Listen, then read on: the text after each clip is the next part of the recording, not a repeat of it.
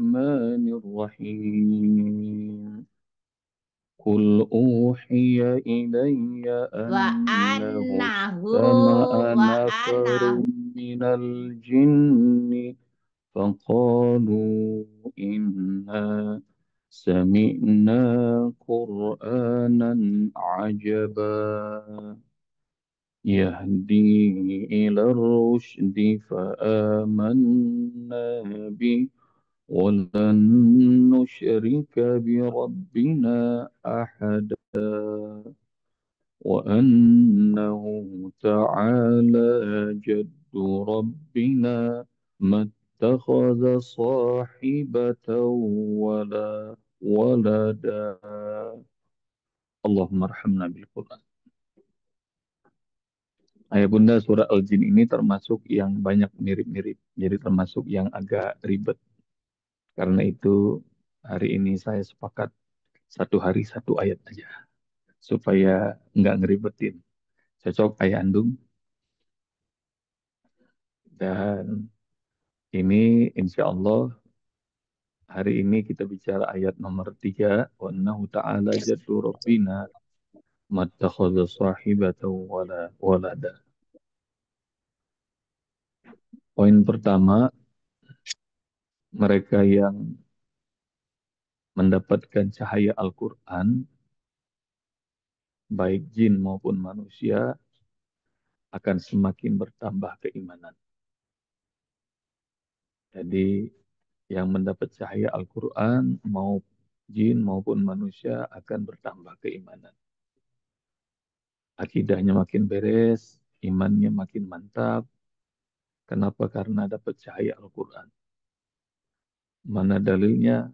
Nah kemarin tuh, begitu mereka mendengarkan Quran yang menakjubkan, maka mereka langsung yakin bahwa Ta'ala jaddu Rabbina. Sungguh maha tinggi keagungan Rabb kami. Jadi kalau pengen menguatkan akidah, mempertebal iman, dan memantapkan keyakinan, pelajari Al-Quran dengan baik. Jadi insya Allah iman kita akan semakin bertambah. Poin pertama itu. Yang kedua, ini yang disebut ilmu ma'rifatullah, mengenal Allah. Bukan hal yang aneh-aneh ma'rifatullah itu.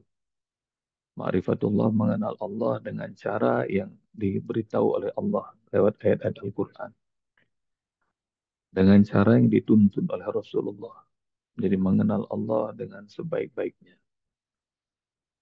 Jadi ilmu ma'rifat mengenal. Mengenal Allah dengan sebaik-baiknya. Mengenal isim Allah, zat Allah, af'al Allah, rububiyahnya, uluhiyahnya. Jadi mengenal dengan sebaik-baiknya. Mengenal dengan sebaik-baiknya Allah itu apa? Salah satunya adalah bahwa tidak ada ilah kecuali Allah. Itu mengenal. Tidak menyembah kecuali hanya pada Allah. Melakukan apa yang Allah perintah, meninggalkan apa yang Allah larang. Itu bagian dari makrifat, mengenal. Tahu siapa Allah, tahu siapa diri kita. Kalau kata Ayah Andung, nah ini ilmu makrifat biasanya dalilnya adalah man arafa nafsahu faqad arafa rabbahu. Siapa yang tahu dirinya, dia bakal tahu Tuhannya. Jadi mengenal diri. Mengenal diri itu kita serba terbatas, Allah serba tanpa batas. Jadi Almighty. Dan kalau kita tidur, Allah nggak tidur. Kalau kita makan, Allah nggak makan. Kalau kita perlu menikah, punya keturunan, Allah nggak. Allah tidak memerlukan makhluk. Dan nah ini ilmu makrifat, makrifatullah, mengenal Allah. Dan semua kita harus tahu, harus mengenal Allah dengan sebaik-baiknya. Bagaimana cara menyembah Allah kalau kita nggak tahu siapa Allah yang kita sembah? Dan bukan hal yang rumit, bukan hal yang sulit, hal yang kadang-kadang terlalu banyak persyaratannya dibuat-buat oleh manusia. Mengenal Allah itu bahkan sudah menjadi insting diri. Dalam kondisi amat lapar, dalam kondisi amat terjepit, dalam kondisi kalut, turbulensi misalnya, baik kita ada di pesawat, baik kita ada di lautan yang sedang ada badai yang amat ganas, orang yang tidak beriman pun bakal manggil Allah.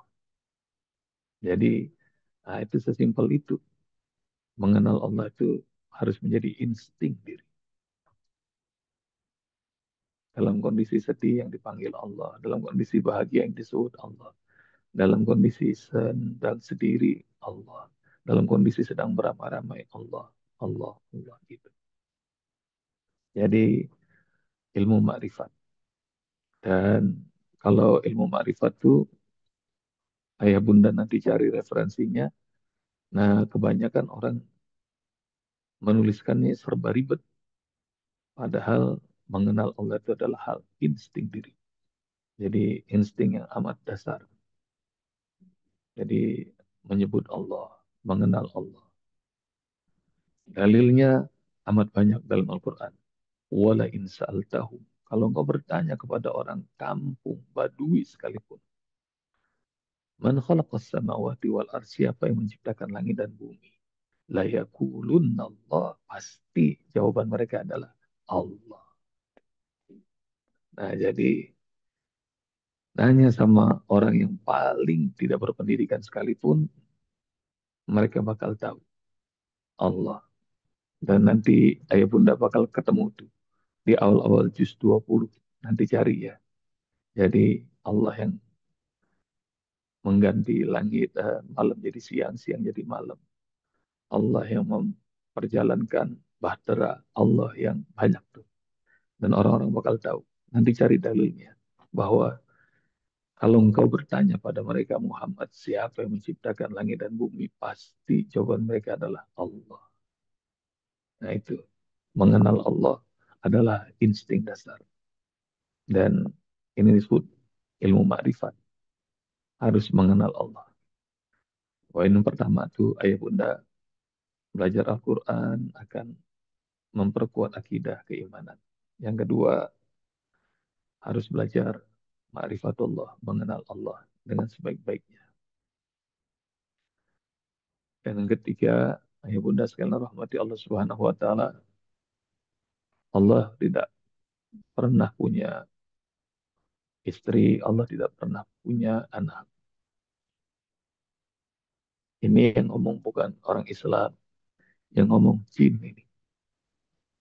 Jadi ayat nomor 3 ini adalah pengakuan jin yang umurnya itu panjang, lebih panjang dari manusia. Seperti iblis yang membersamai ayah kita Adam alaihissalam, Adam dan Hawa alaihi wasallam sudah ribuan tahun meninggal. Iblis masih hidup sampai sekarang. Dan biasanya jin itu usianya jauh lebih panjang dari manusia. Dan mereka ngelihat itu kebodohan-kebodohan manusia. Jadi berani banget sama Allah Subhanahu wa taala. Bilang Allah punya istri, bilang Allah punya anak. Dan mereka menyaksikan tuh kebodohan-kebodohan itu. Jadi jangan kesinggung ya. Yang ngomong ini bukannya orang-orang Islam yang ngomong jin ini. Wa annahu ta'ala jadu rabbina mattakhadha sahibatan wala walada. Allah nggak punya istri, Allah nggak punya anak. Dan tidak pantas Allah punya istri, Allah punya anak. Kenapa nggak pantas? Sebab jangankan kalau punya istri, punya anak. Kalau Tuhan atau dewanya banyak aja bingung nyembahnya. Ada dewa yang baik, ada dewa yang jahat, ada dewa angin, ada dewa padi, ada dewa yang tangannya banyak, ada dewa ini dan itu, ada dewa hujan. Wah, itu mah nyembahnya susah tuh. Dari kebanyakan. Nanti cari Kalau di bumi dan langit ada dua ilah, ada dua Tuhan, la fasadata, pasti hancur bumi dan langit itu. Nanti cari dalilnya. Kalau di bumi dan langit ini ada dua ilah, la fasadata, hancur pasti bumi dan langit. Nggak usah bumi dan langit. Kalau perusahaan ada dua bos saja, anak buah bingung. Matahari kembar misalnya. Udah nggak jalan aja perusahaan. Demikian juga skala yang lebih besar, namanya negara misalnya. Dan seperti negara tetangga kita, Filipina, presiden sama wakil presiden lagi berantem, lagi bunuh-bunuhan. Wah, itu mau gawat. Jadi demikian juga, kebayang nggak kalau misalnya ada istrinya Allah, ada anaknya Allah. Itu jangan-jangan itu, wah, urusan petrol, pertama koplosan, ini kerjanya, proyeknya Bunda Nur Latifah nih, sama Endegeng Gang nih, membuka kasus ini. Wah itu mah kayaknya anaknya, cucunya Allah, ntar semuanya pada ngambil proyek itu. Ntar manusia nggak kebagian. Jadi orang yang ngaku keturunan Rasul aja kadang-kadang suka kelewat batas. Nah ini apalagi ngaku keturunan Allah. Karena itu mattakhadha sahibatan wala walada. Allah Subhanahu wa taala nggak pernah punya istri. Allah nggak pernah punya anak. Dan Allah tidak membutuhkan itu. Dan sebaliknya manusia, ya Bunda, meskipun kita berusaha untuk memiliki sifat-sifat Allah, tapi ada hal-hal yang insting itu dibuat sama Allah, kita nggak boleh mirip. Contoh apa? Allah nggak tidur, kita ini harus tidur. Karena itu adalah insting kita.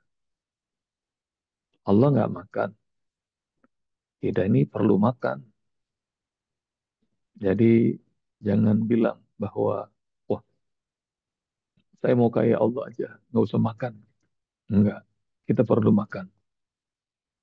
Dan demikian juga Allah tidak menikah, tidak punya istri, tidak punya anak, tapi manusia itu disunahkan.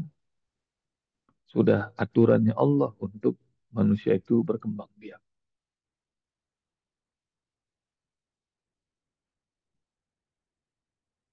Ada tiga orang rahib pendeta datang ke rumahnya Rasulullah SAW. Diterima sama istrinya Rasul.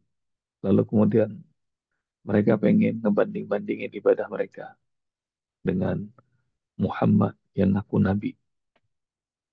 Lalu kemudian mereka mengatakan, apa Muhammad dibandingkan kami? Saya senantiasa puasa dan aku tidak pernah berbuka. Yang kedua, saya ini selalu bangun malam dan tidak pernah tidur. Pendeta tiga mengatakan, dan aku tidak pernah menikah. Nanti ya Bunda cari ya. Ini hadisnya hadis sahih. Tiga orang pendeta datang ke rumah Nabi. Lalu kemudian Nabi keluar. Lalu kemudian Nabi berkata pada mereka, ketahuilah bahwa aku adalah orang yang paling bertakwa pada Allah dan aku adalah orang yang paling takut padanya. Ini maknanya kalau mengenal Allah, maka makin tambah ketakwaan dan ketakutan. Tapi aku puasa, aku berbuka, kata Rasulullah. Aku qiyamul lail dan aku tidur dan aku menikah, kata Rasulullah. Jadi ini kalimat pendek Rasulullah membantah tentang ibadah yang melampaui batas yang dilakukan oleh para pendeta itu. Puasa boleh, tapi ada berbukanya. Qiyamul lail boleh, tapi perlu tidur. Dan menikah. Karena menikah itu adalah sunnah Rasulullah SAW. Biasanya kalau kita hadir akad nikah, nah petugas KUA selalu bacain hadis ini. An-nikahu sunnati, faman raghiba an sunnati falaysa minni. Nikah itu sunnahku, kata Rasulullah. Siapa yang benci terhadap sunnahku, maka bukan termasuk umatku. Dan kalau pengen mendapatkan sunnah Rasulullah, ingin dianggap sebagai umatnya, nikah. Dan nikah itu adalah separuh agama. Jadi ayah bunda sekalian rahmati Allah Subhanahu wa taala, wa annahu ta'ala jaddu rabbina mattakhadha sahibatan wala walada. Dan sungguh maha tinggi keagungan Rabb kami. Allah Subhanahu wa taala tidak pernah punya istri, Allah tidak pernah punya anak. Dan semoga ini kita ngerti ini. Jin yang baru dengar Al-Quran aja imannya langsung naik. Insya Allah nih ayah bunda ngalahin jin karena udah belajar Al-Quran sudah lama. Jadi insya Allah dari wajah-wajahnya kayaknya ntar jin semuanya bakal takluk di depan ayah bunda ini. Karena bertakwa, karena menjadi hamba kesayangan Allah Subhanahu wa Ta'ala. Saya pernah ngajar di Bangka. Di Bangka apa Belitung? Saya lupa tuh. Mungkin orang ada 300-an orang di auditorium. Lalu semua orang bahagia, tiba-tiba ada seorang ibu bilang, Ustadz, itu dua anak saya lagi ngeliatin Ustadz tuh. Iya, boleh nggak mereka ngobrol sama Ustadz? Boleh, saya bilang gitu. Ibunya minta izin sama saya. Lalu kemudian, tapi kalau boleh mereka ngobrol sama pendamping Ustadz. Saya bilang, kamu Ustadz Habib. Saya bilang gitu. Karena Ustadz Habib yang nemenin saya. Enggak Ustadz, itu anak saya bisa ngelihat pendamping Ustadz. Pendampingnya apa sih? Dan Masya Allah, ini yang disebut orang kalau zaman sekarang namanya indigo. Ya Bunda, indigo. Dan saya kasih tahu kepada ya Bunda ya, indigo itu bukan kelebihan. Indigo itu konslet ya Bunda. Jadi kalau bisa ngelihat katanya makhluk-makhluk astral atau jin, padahal kemarin sudah tahu tuh ya, dalam surah Al-A'raf ayat berapa udah ketemu belum tuh? Bahwa sesungguhnya setan bisa melihat engkau dan bala tentaranya dari jalan engkau tidak bisa lihat mereka. Itu nggak bakal bisa lihat mereka. Tapi kalau ada orang-orang yang bisa ngelihat gitu gimana? Sob? Kalau kata Allah itu nggak bisa, tapi ada orang yang bilang bisa, maka kemungkinannya adalah ayah bunda tahu barangkali cara kerjanya Bluetooth. Tahu kan Bluetooth? Bluetooth tuh ayah bunda nggak bakal bisa connect kecuali kalau di pairing.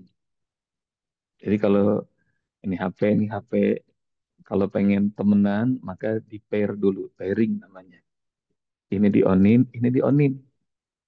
Dan Ustadz bilang nih, Ustadz bilang bahwa frekuensinya beda. Ini jin, manusia kagak nyambung. Frekuensinya beda. Tapi kalau bisa ketemu, bisa kelihatan, maka sesungguhnya pairing di tubuhnya manusia ini ada jinnya. Jadi dia bisa lihat, bukan kelebihan. Harusnya diruqyah, harusnya ditutup. Dan kembali ini, Bunda sekalian rahmati Allah Subhanahu wa taala. Saya bilang, ya, boleh sini. Maka orang-orang pada salaman, salaman dan ketika dua anak ini laki perempuan datang, dari jauh tuh dia udah kayak ngeliat sesuatu yang bukan manusia tuh. Lalu setelah ada di hadapan saya, berhenti lama tuh dua anak itu. Lalu kemudian ngangguk-ngangguk, ngangguk-ngangguk, ngangguk-ngangguk gitu. Saya bilang, ada apa nak? Bilang gitu. Ada dua orang di sebelah Ustadz. Baik apa jahat? Serem apa enggak? Baik Ustadz. Laki-laki perempuan. Laki-laki sama perempuan Ustadz. Dan mereka sebut umurnya. Terus apa yang mereka bilang? Mereka nasihatin kami belajar Al-Quran ya sama Ustadz. Jadi, jadi Masya Allah, itu mungkin namanya korin. Ya Bunda, nanti cari ya, korin. Korin itu setiap manusia ada jinnya. Nanti ketemu dalam surat Qaf. Dalam surat Qaf, dan korin ini biasanya ngajak kita untuk maksiat. Korin ini biasanya akan jerumuskan kita dalam dalam neraka jahanam. Nauzubillah. Dan itu nanti ketemu hadisnya dari Rasulullah. Termasuk aku juga ada korinnya kata Rasulullah. Hanya saja Allah taklukkan korinku untuk bertakwa pada Allah. Nanti cari hadisnya sama ya Bunda. Nah demikian juga, ini masing-masing kita ada korinnya ya Bunda. Dan tinggal kuat-kuatan. Kalau ayah bunda makin bertakwa, maka nanti ayah bunda bakal mendominasi dia. Tapi kalau kita nurut mulu sama dia, maka nanti dia makin berkuasa. Gampang banget kita untuk apa? Untuk diajak maksiat, susah untuk diajak ibadah. Jadi kalau ibadah berasa males, sholat merasa males, ngaji berasa males, nah itu dia lagi berkuasa di atas kita. Dan ayah bunda sekalian hormati Allah. Jadi Usbab kasih tahu lagi, nggak nggak ada yang bisa ngelihat jin kecuali kalau pairing. Jadi kalau ada jin dalam tubuh kita, jinnya masuk, itu bisa lihat. Dan mereka yang bisa lihat bukan kelebihan, itu adalah kekurangan. Namanya konslet. Jazakumullah ibunda. Assalamualaikum warahmatullahi wabarakatuh. Waalaikumsalam. Waalaikumsalam Waalaikumsalam warahmatullahi wabarakatuh. Terima kasih warahmatullahi Ustaz. Semoga wabarakatuh.